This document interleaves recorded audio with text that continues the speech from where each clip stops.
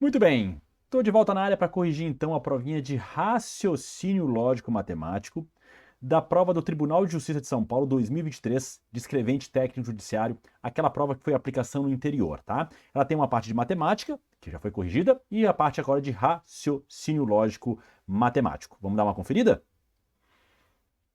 O ano era 2023, Banca Vunesp, prova do TJ São Paulo para escrevente técnico judiciário, prova de aplicação no interior, dizia o seguinte: três conjuntos 1, 2 e 3 formam um diagrama lógico com as seguintes disposições. As regiões A, D e E são regiões do conjunto 1, as regiões B, E e F são regiões do conjunto 2, as regiões C, D e F são regiões do conjunto 3. As letras representam o número de elementos de cada região na qual ela está inserida. A intersecção simultânea dos três conjuntos não possui elemento. Ali o miolinho central não possui elemento, tá? A união dos três conjuntos possui 55 elementos. E sabe-se que A mais B dá 23, A mais C dá 26 e B mais C é igual a 25. A região D tem um elemento a mais que a região E. Por sua vez, tem um elemento a mais que a região F. Sendo assim, é correto afirmar que o conjunto que tem mais elementos supera o conjunto com o menor número de elementos em quantos elementos? Muito bem, questão clássica de teoria dos conjuntos, sempre muito bem abordada pela Banca Vunesp. E é nessa questão que a gente tem que entender. Primeiramente, que aqui a interseção central zerou, tá? Zerou, ok? Primeira informação que nós temos, que a união dos conjuntos tem 55 conjuntos. O que é a união? É juntar tudo sem repetir. Seria A mais B mais C mais D mais E mais F igual a 55. Tudo bem? Beleza. Ele me disse que A mais B dá 23, A mais C dá 26 e B mais C dá 25. Ok, então a gente tem aqui uma outra informação, que seria A mais B igual a 23, A mais C igual a 26 e B mais C igual a 25.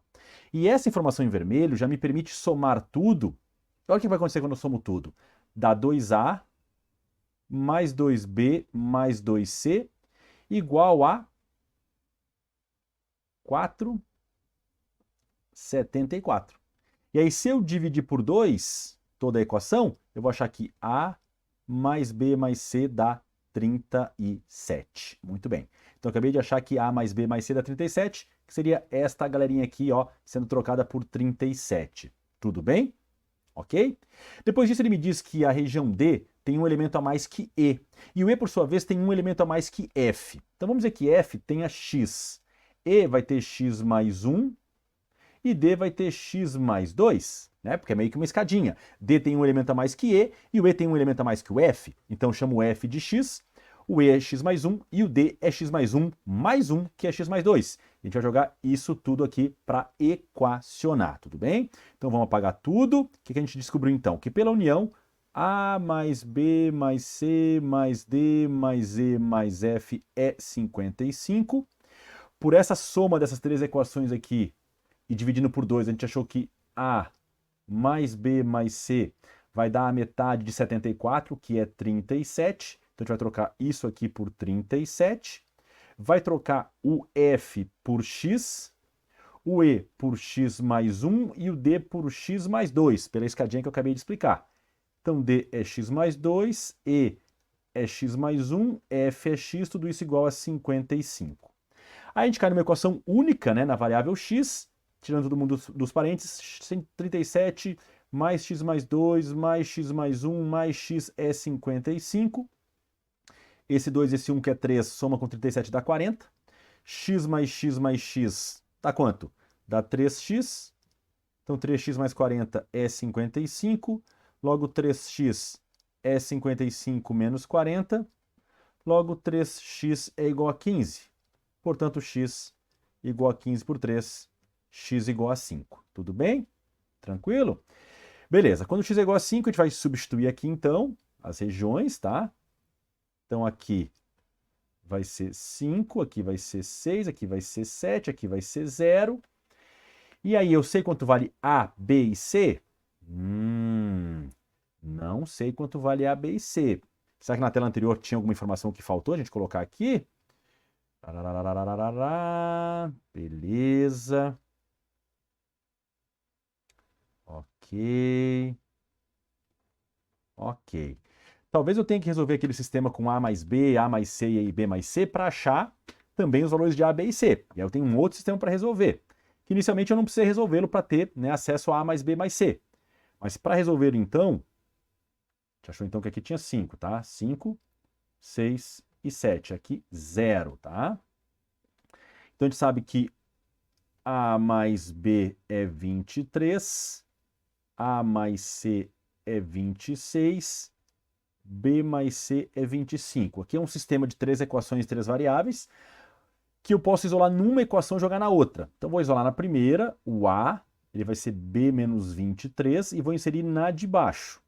Então na de baixo, no lugar de A, fica B menos 23 mais C igual a 26. Na outra fica B mais C igual a 25. Aí a gente fica com duas equações, duas variáveis, o que é mais acessível, né? Derrubando parênteses, B mais C... 23 menos B, perdão que tem um errinho meu aqui. 23 menos B. 23 menos B, não é B menos 23 não. É 23 menos B. Ao contrário, 23 menos B. Olha, quase que eu vacilei aqui. 23 menos B. Então fica 23 menos B mais C. E aí esse 23 vai para o outro lado subtraindo. B mais C é 25. Então fica menos B mais C igual a 3 e B mais C igual a 25. E aí a gente pode aqui somar as duas equações pelo método da adição. Menos B com mais B vai sumir. C mais C dá 2C. 25 mais 3 dá 28. Logo C vai ser a metade de 28, que vai ser 14. Então já achamos que o C vale 14. O B mais C é 25. Então se B mais C é 25 e só o C é 14, o B então vai ser 25 menos 14, o B vai ser 11. E o A é 23 menos B, logo o A vai ser 23 menos o B, que é 11, o A vai ser 12. Perfeito. Feito tudo isso, tem que apagar o sistema, tá? Eu resolvi ele da melhor maneira possível, que é isolando numa equação, jogando na outra, que a gente tem aqui um caso especial de sistema. Quem já viu aula comigo de sistema sabe que a gente tem uma aula só sobre isso, que é aquele caso de 3 equações, 3 variáveis, em que aparecem 2 de cada vez. E aí o ideal é você isolar numa, qualquer uma delas, jogar na outra, e aí você cai para 2, 2, né? 2 equações, 2 variáveis, acha do jeito tradicional, por adição ou substituição, como você preferir, e gabarita a questão. Conjunto 1, portanto, vai ter 12 mais 6 mais 7, que é 25 elementos. Conjunto 2 vai ter 11 mais 6 mais 5, que são 22. Conjunto 3 vai ter, então, 7 mais 5 mais 14, que é 26. Ele quer a diferença entre o que tem o maior número de elementos e o que tem o menor número de elementos. Essa diferença é 4 na nossa alternativa C. Questão muito, muito boa e muito difícil, né? Que envolve teoria dos conjuntos com um sistema de equações aí na visão da banca VUNESP, e tem sido praxe da banca misturar a teoria dos conjuntos com algum outro assunto, tá? Então, essa questão é uma boa questão para ser relembrada, revivida, pelo nível de complexidade dela, por envolver esses dois assuntos tão delicados. Questão 2023, VUNESP, TJ São Paulo, para escrevente técnico judiciário, aplicação do interior, dizia o seguinte: em relação a um grupo de pessoas e quanto ao domínio de 4 habilidades P, Q e RT, sabe-se que todos que possuem habilidade Q também possuem habilidade P. Não há quem possua habilidade R que não possua também habilidade P. Ou seja, se eu tenho R, eu também tenho P. Mas desses, nem todos possuem habilidade Q. Uns têm, outros não. Há quem possua habilidade T, que possui também habilidade Q. Há quem? Alguns. E não há quem possua habilidade R e possua a habilidade T. Ele quer saber qual diagrama representa isso aí. Vamos lá, então? Primeiramente, vou tentar desenhar aqui do lado, tá? Todos os que possuem habilidade Q também possuem habilidade P. Todos, né? Todos que possuem habilidade Q também possuem habilidade P. Então, o conjunto P, dentro de si, tem o conjunto Q. Vou até pintar em cores diferentes, tá? Para ficar bem nítida aí a nossa visualização. Perfeito. Não existe quem possua a habilidade R que também não possua a habilidade P. Então o R também está totalmente dentro de P. Não sei qual é a relação dele com Q, tá? Se intersecciona ou não. Mas desses, nem todos possuem habilidade Q. Como nem todos possuem habilidade Q, uns possuem, outros não. Então existe uma certa intersecção com Q. Percebe aí? Porque agora, ó, todo mundo que possui habilidade Q, todo mundo que está em Q, está em P. Primeira afirmativa, ok. Não há quem possua habilidade R que não possua habilidade P. É a mesma coisa. Então ele está dizendo que quem tem habilidade R também tem habilidade P. Então R também está interno a P. Mas nem todos possuem habilidade Q. Uns possuem, outros não. Então existe uma certa intersecção. Tá ok até aqui. Há quem possua habilidade T, que possui também habilidade Q. E não há quem possua habilidade R e possua habilidade T. Então a habilidade T, ela intersecciona o Q de alguma forma, sem tocar no R. Tá? Pode ser assim, pode ser totalmente dentro. Então a gente vai ter que analisar aqui as alternativas de resposta, tá? Primeiro, a alternativa C está fora porque quem tem a possibilidade T possui a habilidade Q e não há quem possua a habilidade R que possua T. Então RT não pode ter intersecção. Aqui RT tem intersecção, tá fora. Aqui RT tem intersecção, tá fora. Porque ele fala, ó, não há quem possua R e Q, não há intersecção. Então aqui também tem intersecção, tá fora. Por essa informação já ia matando várias. Aqui não tem. Tá? Só que a alternativa E também está descartada porque nem todo R vai estar em P. E ele fala que todo mundo que tem habilidade R tem habilidade P. Então, também estaria eliminado. Gabarito, portanto, a alternativa A.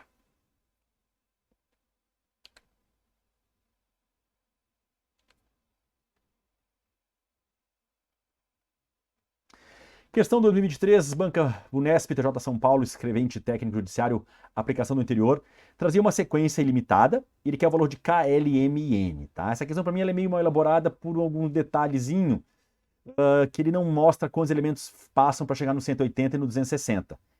Na minha visão, esses valores poderiam se encaixar com outra série, tá? Com outra lógica, mas vamos lá. Qual é uma das lógicas dessa questão? Primeiro aqui em vermelho, ó, a tabuada do 20, vezes 2, vezes 3, ou uma PA de razão 20, 80, aí iria 100, enfim, tá? Seria nessa lógica. Aqui a tabuada do 5, 5 vezes 1, 5 vezes 2, 5 vezes 3, 5 vezes 4, tabuada do 5. Aqui a tabuada do 4, 4 vezes 1, 4 vezes 2, 4 vezes 3, 4 vezes 4. Então, o que nós temos aqui que entender? Que aqui é 20 vezes 1, 5 vezes 1, 4 vezes 1. É o que forma esse primeiro trio. No segundo trio, aí é 20 vezes 2, 5 vezes 2, 4 vezes 2. Aqui já é 20 vezes 3, 5 vezes 3, 4 vezes 3. Aqui 20 vezes 4, 5 vezes 4, 4 vezes 4. E aí? E aí aqui, teoricamente, o 180, a banca quis dizer que era o 20 vezes 9. O K, portanto, vai ser 5 vezes 9, que é 45. E o L vai ser 4 vezes 9, que é 36. Seria essa aí a nossa lógica, tá? Então o K é 45, já colocando aqui o resultado final. E o L é 9 vezes 4, 4 vezes 9, 36. E aí ele queria que a gente entendesse que o 260 não é da tabuada do 5, que poderia ser, né? Assim como o 180. 180 eu poderia entender ele como 36 vezes 5. Mas ele está dizendo que é da tabuada do 20 ainda. O 260 é 20 vezes 13. Logo, o M é 5 vezes 13, 65. E o N é 4 vezes 13, 52. Ele quer então a soma de K mais L mais M mais N. Somando tudo isso vai dar 18, vai 1, 10, 18 mais 1, 19, 198 na nossa alternativa D. Mas a minha crítica à questão é por não deixar claro que esse cara é da tabuada ainda do 20, poderia ser do 5, e esse também do 20, porque também poderia ser do 5. As minhas únicas aí restrições à questão, tá? Por essa minha lógica, haveria essa falha. Não sei se há outra lógica, mas nessa nossa aí haveria esse pequeno detalhezinho. Gabarito, então, na letra D.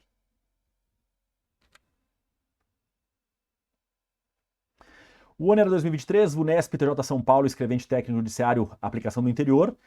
As figuras estão desenhadas, 8 primeiras figuras de uma sequência limitada. Na 34ª figura, a diferença entre o número de quadriláteros com as diagonais e o número de quadriláteros sombreados em cinza é igual a... Qual é a minha lógica aqui, tá? Tem várias lógicas. Qual que eu encontrei aqui? Primeiramente, Vou usar a primeira figura como referência, tá? Daqui para cá aumenta um cruzadinho, mais um cinza, tá? Então aumentou um cruzado, aumentou um cinza, aumentou mais um, na verdade, um cruzado e um cinza, tá? Em relação ao aumento de figuras. Da quarta figura para a quinta, aumentou mais um cruzado. Da quinta para a sexta, aumentou mais um cruzado. Da sexta para a sétima, aumentou mais um cinzinha. Tudo bem? Então eu estou vendo ciclos de 3 em 3 figuras, aumentando sempre 2 cruzados e um cinza, certo? Só que é a partir da primeira.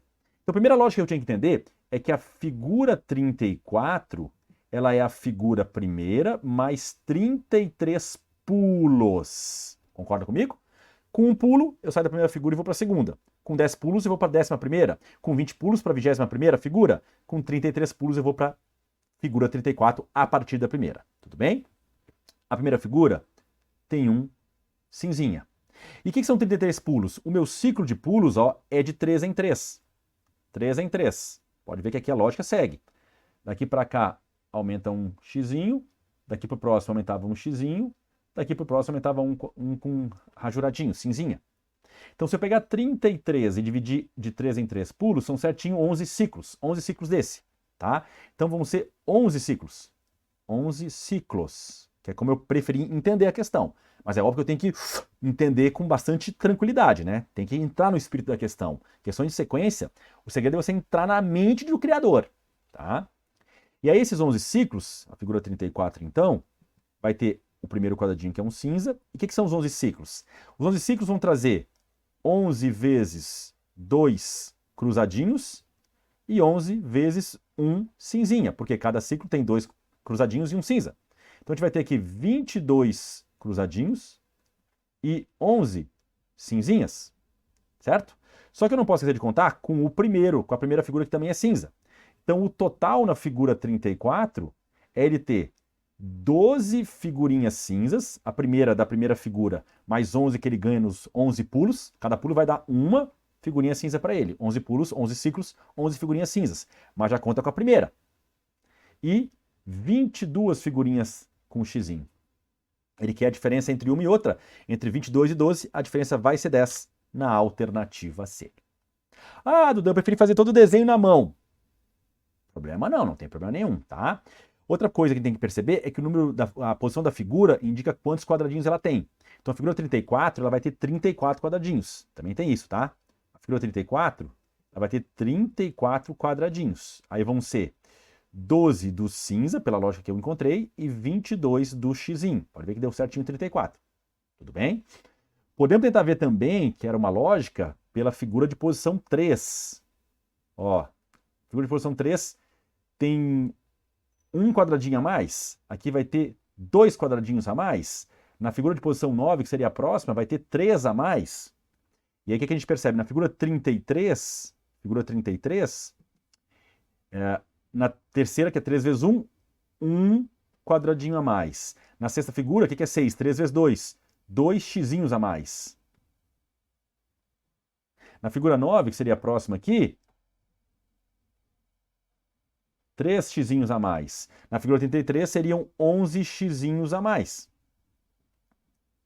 Só que a próxima figura vai ser uma cinza, porque fechou o ciclo. Então a cinza que entra diminui para 10. Tá? Porque eu estou vendo aqui a diferença. Tá? Aí vai entrar um cinza, então vai diminuir um quadradinho, um xizinho, porque a cinza entra para eliminar um xizinho, né? Então diminui essa diferença. A diferença era de 11, quando entra uma figurinha cinza, ela cai para 10. Também é outra maneira de enxergar, usando essas posições múltiplas de 3 como referência, tá? E deve ter outras várias maneiras. Se você achou outra e acertou, parabéns também. O importante é gabaritar e não perder muito tempo. Na verdade, o importante é não perder muito tempo numa questão. Aí mostrei 2 maneiras de fazer para você. 2023, Unesp, TJ São Paulo, escrevente técnico judiciário, prova aplicada no interior, trazia a seguinte questão. Mara, Roberto, Sônia e Tadeu são professores de disciplinas diferentes, que são física, matemática, biologia e química. Não necessariamente nessa ordem. Cada um deles leciona em uma cidade, Campinas, Bauru, Santos e São Paulo. Não necessariamente nessa ordem também. Sobre elas, há as seguintes informações. A pessoa que leciona matemática, que não é o Roberto, leciona em Campinas e Mara leciona em Santos. Sônia, que leciona em Bauru, não dá aulas de física e é amiga de quem leciona biologia em Santos. Qual é a afirmação verdadeira, então? Para montar uma questão como essa, a gente usa aquela tabelinha que a gente vai fazer no cantinho da prova, tá? Que é a cara da VUNESP, tá bom? Vou botar xizinho onde não deu match e bolinha onde deu match. Então, primeiro, se Tadeu é professor de matemática, então Mara... Ah, não, vamos lá. Primeira afirmativa, a pessoa que leciona matemática não é Roberto. Então, Roberto não é matemática. Quem leciona matemática, leciona em Campinas. Então, matemática está linkado a Campinas. Tudo bem?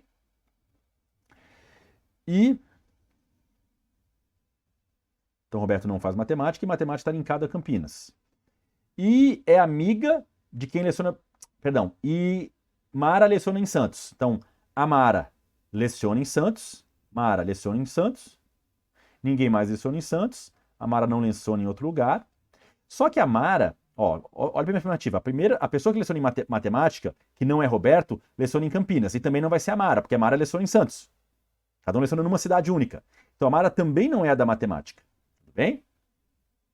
Segunda afirmativa, Sônia que leciona em Bauru, então Sônia leciona em Bauru. Bauru para Sônia aqui, ninguém mais vai para Bauru, a Sônia não tem mais outro lugar. A Sônia que leciona em Bauru não dá aulas de física, então Sônia não dá aulas de física. Tá?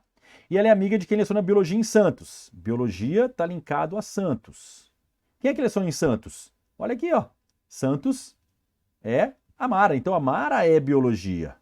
Ninguém mais é biologia, a Mara não é outro conteúdo. E matemática é quem está em Campinas, que pode ser a Sônia ou o Tadeu. Mas a Sônia leciona em Bauru. Se a matemática está linkada a Campinas, isso a gente tem que lembrar, se a matemática está linkada a Campinas, ó, quem leciona em matemática, leciona em Campinas.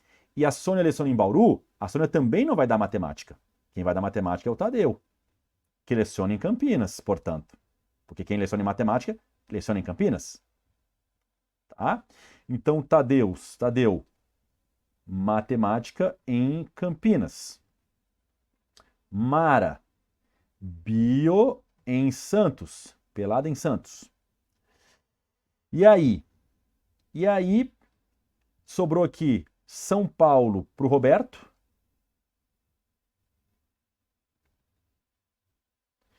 E para Sônia Bauru. Certo? Sônia Bauru. Roberto em São Paulo, Sônia Bauru. Só que o que a gente sabe? Sônia, que leciona em Bauru, não dá aulas de física, nem de matemática, nem de biologia. Ela só pode dar aula de química aqui, ó. Foi o que sobrou para ela, ó. Química. Então, Sônia é da química. Ninguém mais da química, e aí o Robertão é biologia, é física. Por eliminação, a gente mata a charada. Tá? Porque, de novo, a Sônia, como ela lecionava em Bauru, ela não lecionava matemática. A Mara, e também não dava de física.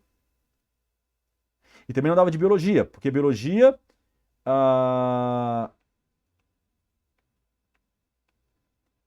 é amiga dela, que leciona biologia em Santos. Então não é ela mesma. Então ela não dá matemática, porque ela não mora em Campinas, ela mora em Bauru. Ela não dá física, porque está escrito ali que ela não dá física, e nem dá biologia. Ela só pode dar, então, a nossa Sônia só pode dar química, tá? Beleza, então. Agora, descobrindo aí quem faz o quê, vamos às alternativas de resposta. Primeira alternativa é uma condicional. Tadeu é professor de matemática? É verdade. Mara é professora de química? É falso. E na Vera Fischer, ela vai ser falsa, porque é uma condicional. Questão maravilhosa essa, né? Tadeu leciona em São Paulo. Tadeu em Campinas? É falso. Quem leciona em Bauru leciona química. Bauru, química. É verdadeiro. Como aqui é um ou e tem verdade, é verdade esse bilhete. Por enquanto o gabarito é B. Roberto leciona em São Paulo. Não, Roberto leciona em São Paulo, é verdade. Mara não leciona em Santos. Falsa, Mara leciona em Santos. Mas como aqui é um E, no E a falsidade contamina. Falso. D. Ou o professor de física leciona em São Paulo. Física em São Paulo, é verdade. Ou Sônia é de química. Sônia é de química, verdade também. Mas como é um ou, não pode ser duas verdades. Então a frase toda vai ser falsa. Usando inclusive lógica, né, proposicional para isso. Questão maravilhosa. Roberto não é professor de física. Falso, ele é professor de física. Ou, quem leciona biologia o faz em Bauru. Biologia faz em Santos, também falso. No ou, se tudo é falso, vai ser falso também. Gabarito, portanto, a alternativa B.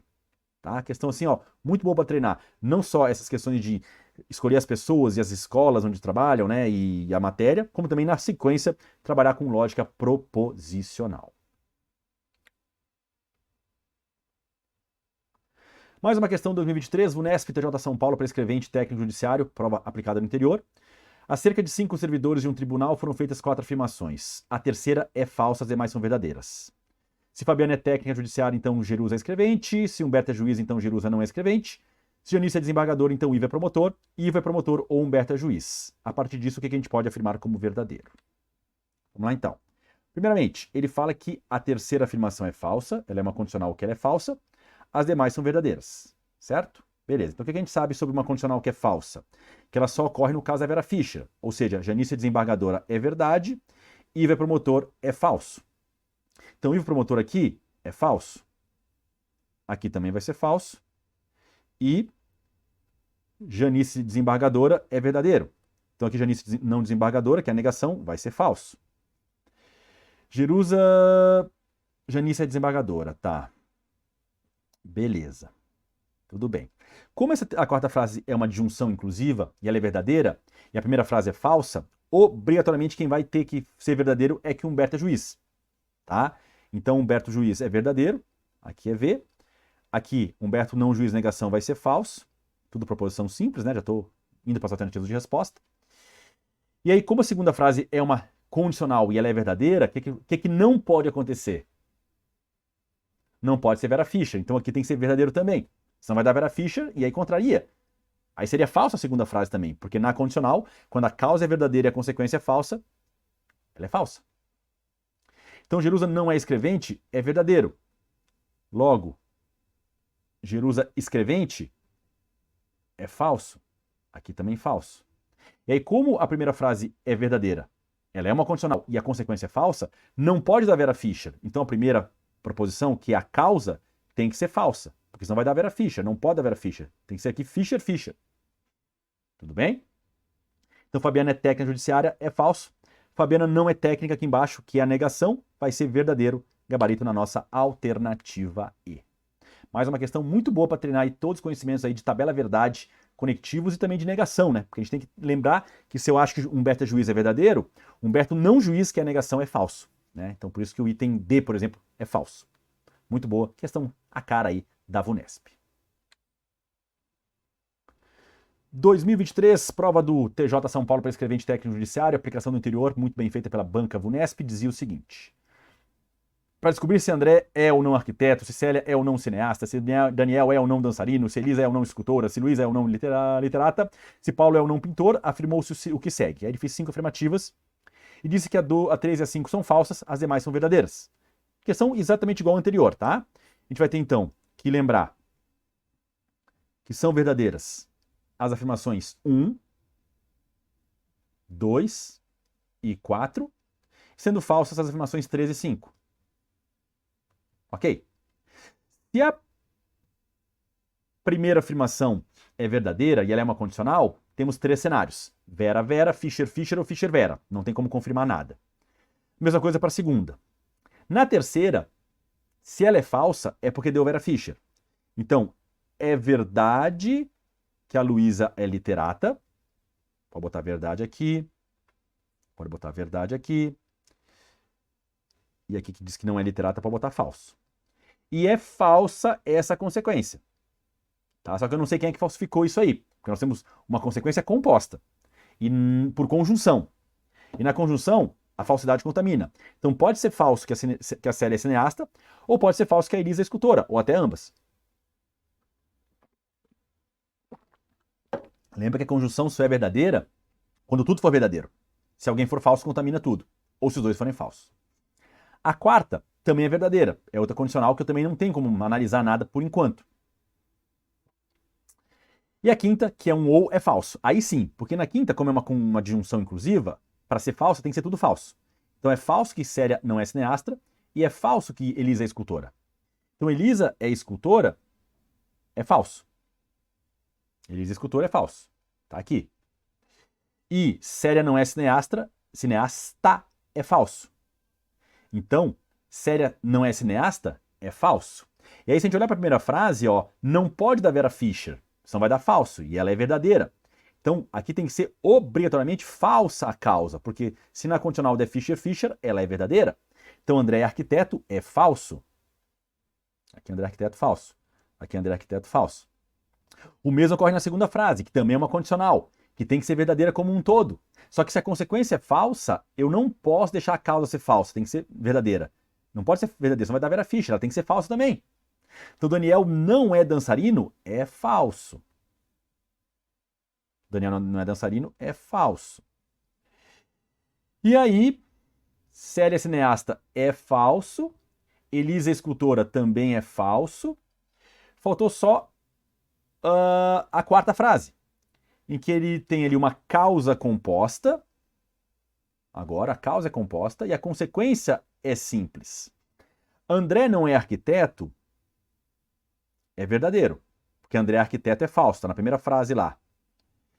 Daniel é dançarino, é verdadeiro, porque Daniel não é dançarino é falso, na frase 2. E essa condicional tem que ser verdadeira, então ela não pode dar Vera Fischer, então a consequência tem que ser verdadeira também, para dar Vera Vera. Vera Vera não é falsa, Vera Vera é verdadeira. Então Paulo Pintor é verdade. Logo, nas alternativas de resposta, Paulo não pintor, que a negação é falso. Paulo não pintor é falso. Já o Paulo pintor, verdadeiro. Tudo bem? Então eu joguei os valores lógicos já lá embaixo e vamos ver agora pelos conectivos. No ou, tudo falso, ela vai ser falsa. No sim, então, deu Vera Fischer, verdadeira a consequência, falsa a causa, ela é falsa. No e, tem falsidade? É falso. Na condicional Fischer, Fischer, verdadeira. E na última, que é um e, tem falsidade, vai ser falsa. Então o gabarito é a alternativa D. E eu particularmente adoro esse tipo de questão da banca Vunesp, porque exige do candidato todo um conhecimento de tabela verdade, de cada um dos conectivos e também da negação. Porque observe que algumas frases lá em cima, aqui embaixo estão negadas. Então eu tenho que lembrar da inversão do valor lógico. Aí eu arrumo lá em cima, trago os valores lógicos aqui para baixo, olho para os conectivos aqui embaixo de novo e gabarito a questão. Então é uma questão meio que 2 em 1. Eu particularmente adoro esse tipo de questão, porque mostra que o candidato tem que ter conhecimento amplo de lógica proporcional, tabela verdade, negação e os principais conectivos. O ano é 2023, Banca Vunesp, TJ São Paulo, para escrevente técnico judiciário, prova aí de aplicação no interior. Ele deu uma condicional e quer uma equivalência dela, tá? Primeiramente, nós temos duas equivalências para essa condicional, vamos lembrar. A condicional atendimento bom, como causa. Cliente fica satisfeito e volta como consequência, tá? Vai ter duas equivalências. Uma pela condicional, na nossa contrapositiva, né? Então, vou negar a causa, vou negar a consequência e vou trocar de posição, tá? Então, ficaria o cliente não está satisfeito e ou não volta, né? O cliente não fica satisfeito ou não volta como causa, porque seria uma outra condicional, né? Então, ficaria se o cliente não fica satisfeito, ou, porque a negação do e é o ou, não volta, então, nega a causa, o atendimento não é bom. O atendimento não é bom, contrapositiva, tá? Vamos ver se tem essa alternativa dentre as condicionais que ele botou. Se o cliente não fica satisfeito, tá ok. Ou, perfeito, volta, tinha que ter negado isso aqui. Então o atendimento não é bom. Faltou só negar o volta. Se tivesse negado volta, era ela. Aqui, se o cliente fica satisfeito, não negou na ida, não negou, só trocou de posição, também não. Tem que negar ambas e trocar de posição. Se o cliente não fica satisfeito, ou trocou o conectivo, não volta, então o atendimento não é bom. Perfeito. Para mim o gabarito é a letra E pela contrapositiva, tudo bem? A outra opção seria pela regra do Neymar. Nega a causa, troca o sim então pelo ou e mantém a consequência. Então ficaria: o atendimento não é bom ou o cliente fica satisfeito e volta. O atendimento não é bom ou o cliente fica satisfeito e volta. Neymar, nega e mantém, troca o sim então pelo ou, tá? Só que não tem essa alternativa não, tem só com e aqui, e com e não seria equivalência, com e seria negação, né? A negação do sim então é pela regra do Neymar, virando uma conjunção. Não é o caso, ele não quer negação, ele quer equivalência, à afirmação. Não é algo equivalente à negação. Equivalente à negação é a negação. É que ele quer uma equivalência, algo igual, algo que se substitua. Então ele optou pela contrapositiva na alternativa E. Você nega a consequência, traz ela para frente, tá ela aqui toda bonitinha, ó, negada, ó como você negou ela bonitinho, ó. Tá vendo? Negou isso aqui bonitinho, negando ambos e trocando o E pelo OU. Negou a causa, jogou pro final também, com a exceção do não. E essa troca de posicionamento de função, a causa virando consequência e a consequência virando causa após a negação, é a contrapositiva.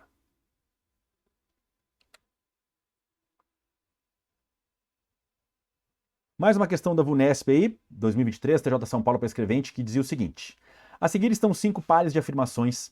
Analise cada um desses pares sobre o seguinte aspecto: se formam um par de afirmações equivalentes ou se formam um par de afirmações que são negações lógicas entre si. Se o par em questão for de 2 afirmações equivalentes, isso é um sim. Se o par em questão for de afirmações que se comportam como negações lógicas, considere isso como um sim. Se o par em questão não for nenhuma coisa nem outra, considere um não. Ele fez ali 5 afirmativas e quer saber quantas delas ou são equivalência ou são negação. Resumindo é isso, tá? Primeira afirmativa. Se os gatos têm 4 patas, então os gatos são quadrúpedes. Ele transformou isso numa outra condicional. Primeira coisa, a negação da condicional não é em outra condicional. Então a primeira afirmativa, primeira dupla, pode ser uma equivalência. Como é que seria uma equivalência? Eu teria que negar isso aqui, jogando para frente, tá negado, ó, botou o não na frase. Negar a causa, jogando para o fundo, negou, colocou o não também, trocou de função, isso aqui então é um caso de equivalência, pela contrapositiva. Neguei a causa, os gatos têm 4 patas, como é que fica isso? Os gatos não têm 4 patas. Neguei a consequência, os gatos são quadrúpedes, os gatos não são quadrúpedes, e troquei de posição, é a equivalência da condicional numa outra condicional. Tudo bem? Beleza. No item 3, eu tenho uma equivalência da condicional, se for pela regra do Neymar. Não é negação, é equivalência, porque o sim então ou vira outro sim então, pela contrapositiva, ou vira um ou. E a regra do Neymar é nega a causa, negou, troca o sim então pelo ou, trocou, e mantém a consequência, manteve. Aqui é o outro caso de equivalência da condicional. No caso aí, pela disjunção inclusiva, pela regra do Neymar, nega e mantém. E troca o sim então pelo ou vice-versa. Tudo bem? Aqui uma negação clássica, ó. Karina chegou cedo, Karina não chegou cedo. Troca o E pelo ou, foi embora, não foi embora. Aqui é uma negação do E, nega, nega, e troca o E pelo ou vice-versa, né? Nega cada uma das proporções simples e troca. Aqui uma negação, então. Temos 3 sims por enquanto. A segunda frase. O cão é amigo fiel e o cão não abandona seu dono. O cão não é amigo fiel e o cão abandona seu dono. Ele negou ambas as proposições, ok, mas ele não trocou o E pelo ou aqui, hein, gente?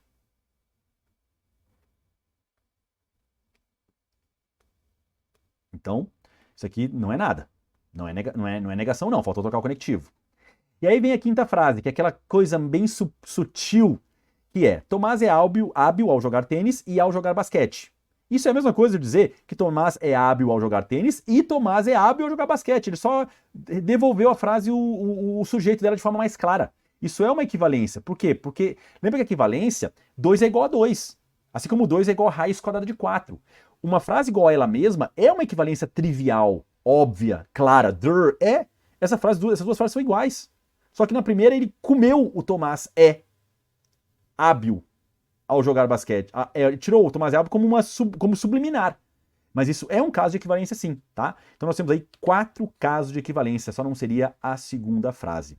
E muita atenção com essa frase 5, porque muita gente não aceitaria isso como equivalência porque não usou uma regra específica. Não usou. É uma equivalência muito mais simples, trivial, bobinha, que foi dar a frase o sujeito, o mesmo sujeito da primeira, colocar na segunda, para a frase ficar um pouco mais preenchida, mas dá na mesma. Dizer que Tomás é hábil ao jogar basquete, ao jogar tênis e ao jogar basquete é a mesma coisa que dizer que Tomás é hábil ao jogar tênis e Tomás é hábil ao jogar basquete. A gente só evita repetir esse Tomás é hábil por questão de economia mesmo, de palavras, tá? Mas ela também é uma equivalência sim, essas duas frases dizem a mesma coisa. Porque equivalência não é a maneira de ser escrita somente, é trazer a mesma informação. E essas duas frases trazem a mesma informação. 2023, Banca VUNESP, TJ São Paulo, escrevente técnico judiciário, prova aplicação do interior, trazia a seguinte questão: a negação lógica de todos os amigos são leais ou não adianta acreditar nas pessoas. A negação, gente, do todos, né, para quem não lembra dos diagramas lógicos, todo mundo gosta de matemática. Qual é a negação? Não é dizer que nenhum ou ninguém gosta. Basta que um não goste. Então, alguém não gostar. Então, a negação do todo é alguém não, é alguém fazendo o contrário. Todo mundo come chocolate. Ah, mentira, João não come. Pronto. Não precisa dizer que todo mundo não come. Se o João não comer, pronto, está resolvido. Tudo bem? Então, há algum amigo que não é leal e adianta acreditar nas pessoas. Aí que tá o detalhe, tá? Eu tenho duas negações aqui que é muito legal essa questão. São duas negações. É a negação do todo, que eu tenho que estar muito atento a ela, tá? A negação do todo, amigo, que seria há algum amigo, ou existe, né? Que eu preciso negar tudo isso aqui. Porque a ideia da negação do todo é dizer que alguém não faz aquilo. Só que eu tenho que negar essa ação entendendo que ela é uma proposição composta. Qual é a negação de são leais ou não adianta acreditar nas pessoas? É não são leais ou não é leal e, porque eu vou trocar o ou pelo e, adianta acreditar nas pessoas. Percebe? Então, a negação do todos é alguém não ou há alguém que não e nega o que vem na sequência. A negação do que vem na sequência, no caso aqui particular, é a negação de uma proposição composta. Então ela tem que ser negada de acordo com a sua própria regra. A negação de ser leal ou não adianta acreditar nas pessoas é não sou leal e adianta acreditar nas pessoas. Tá? Gabarito, portanto, na alternativa A. Olha lá, há algum amigo que não é leal e adianta acreditar nas pessoas. As demais, por que não são? Primeiro, porque não é uma condicional. Segundo, porque não é radical. Dizer que nenhum amigo é leal não tem nada a ver, né? E também não é condicional. E aí a B é meio que um comando, né? Adianta... Não, não. Entenda, é uma negação dentro da outra. A negação do todo mundo isso, é alguém não isso. Todo mundo é azul, alguém não é azul. Todo mundo tá com fome, alguém não tá com fome. Todo mundo, ou todos os amigos são leais, ou não adianta acreditar nas pessoas.